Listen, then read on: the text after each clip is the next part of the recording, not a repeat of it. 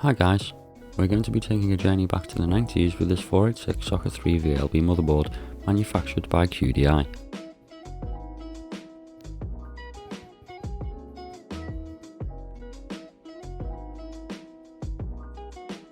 Here is the onboard 256K level 2 cache that is made up of 8 UMC 32K DIP28 SRAM ICs.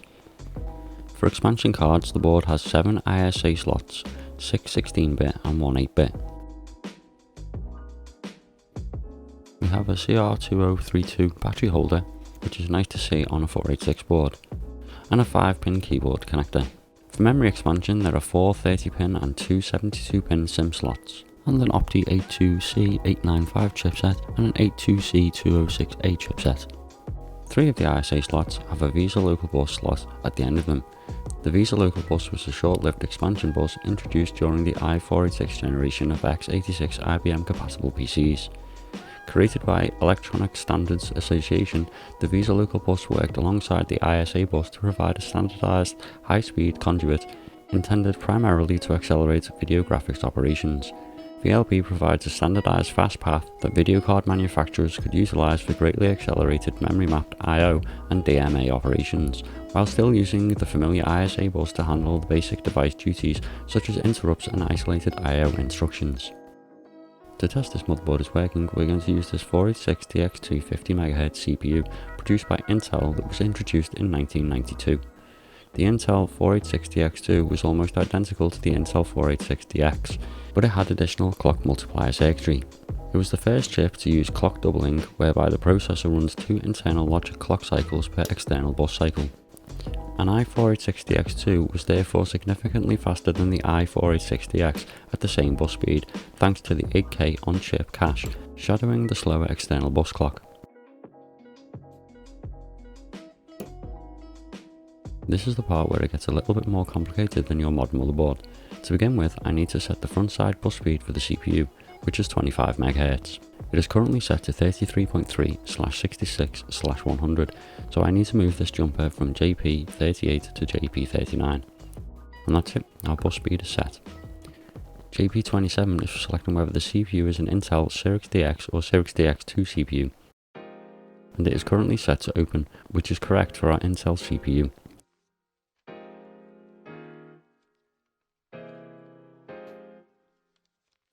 JP3, 5 and 8 are also for selecting CPU type. 486DX, P24T, which is the Pentium Overdrive CPU, or 486SX. These jumpers are also set correctly for our Intel DX2-50Mhz CPU. Jumper 43 is for the clock speed of a DX4 CPU, so we don't need to worry about that. JP9, a third CPU selection jumper. 486DX and SX CPUs, Cyrix CPU or P24T Pentium Overdrive CPU. This jumper is set to open, which is the correct setting for our CPU. JP12 and 23, again more CPU selection jumpers. Others and P24T. Currently set for open for others, which is the correct setting. Moving on to our last set of CPU selection jumpers, JP36, 24 and 25, that selects SLE/DX4 and others. There is also a CPU voltage jumper, but there is no need to touch that as our CPU is 5 volts. JP25 and 24 are both closed and we need to open them, so these jumpers need removing.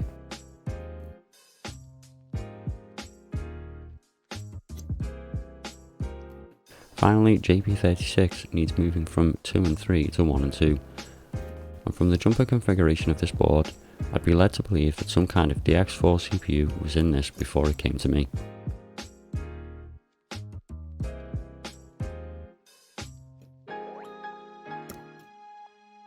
For memory, we will be installing 4 4MB Gold Star 30-pin EDO SIMs, giving this machine a total of 16 MB of RAM.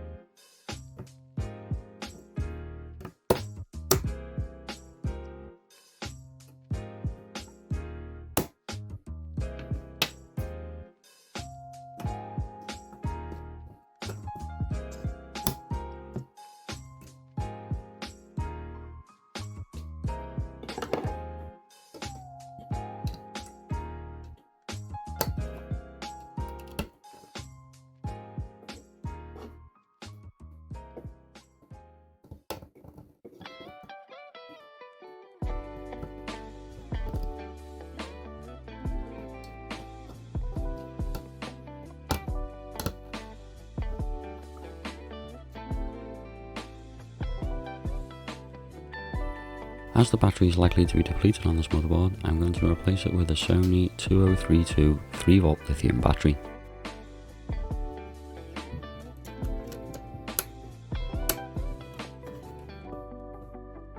The display adapter we're using is an ISA Trident TVGA8900C graphics card with 512K of video memory.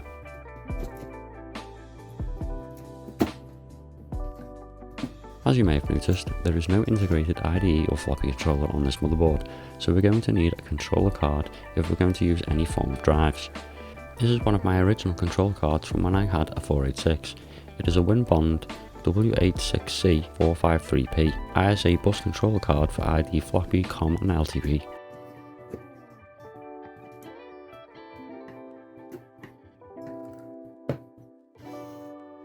To boot this machine and test all is working, we'll be using my trusted IDE to CF adapter with this 340 meg IBM MicroDrive.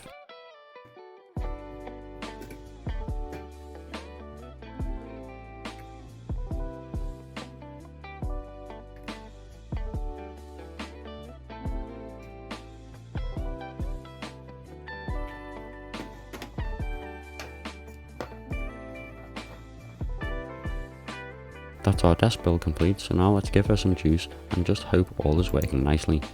I am quite looking forward to seeing if this posts.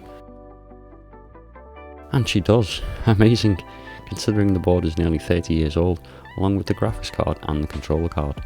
Booting into MS-DOS now, and let's see some benchmarks.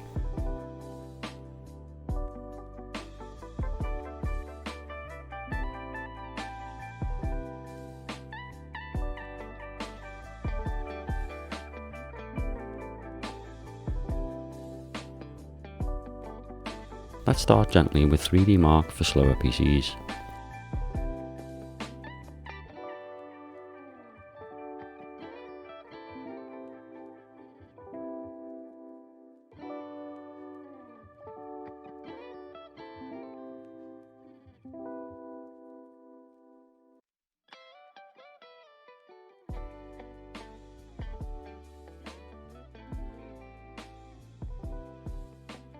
Finishing with a score of 23.8 frames per second, which I think is pretty respectable for a 50Mhz CPU and 512K graphics card. Next up is Chris's 3D benchmark.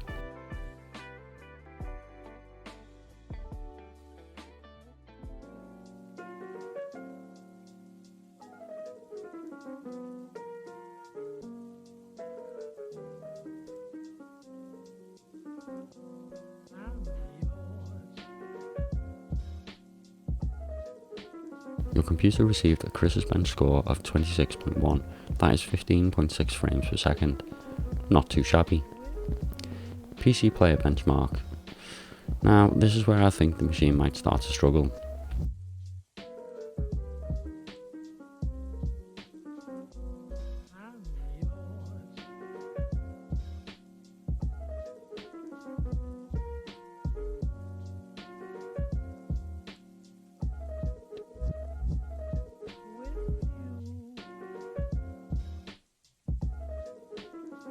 A PC player score of just 6.7 frames per second at 320 by 200 8 bpp. Now the true test for a 486 is how well does it run Doom. So let's have a look.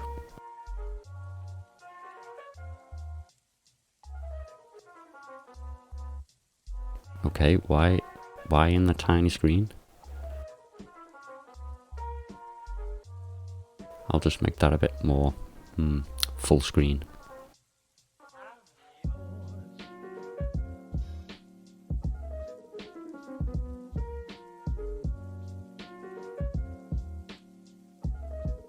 That's much better. I don't think it's running too badly, probably better than how I would have been playing it back in the day, likely to have been running in a small window to maximise performance.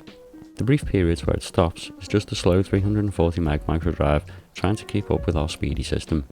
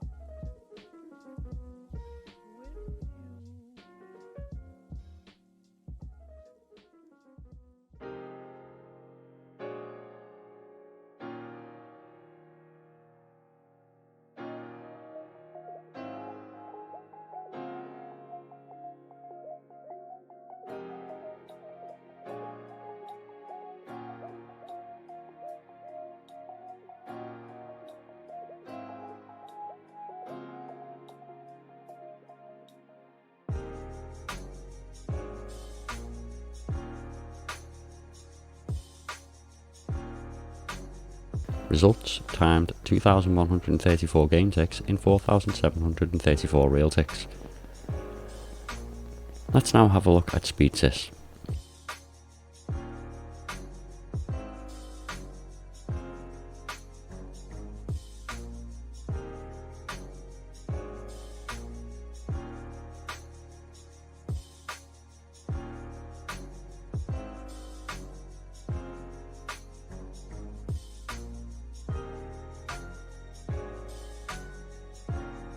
Our CPU scores 18.76, and now we've just got to wait for the benchmark to complete.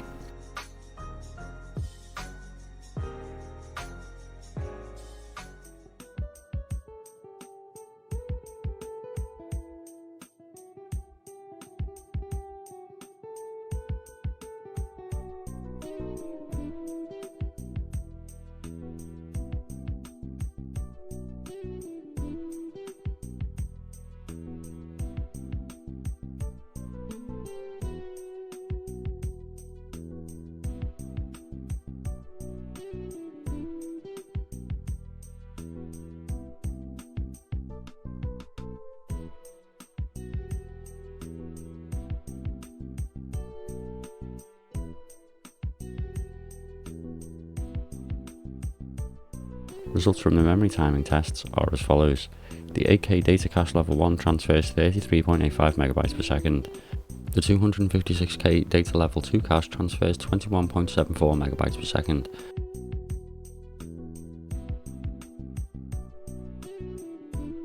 And just to verify all as well, we'll just run cache check and check CPU as a final test.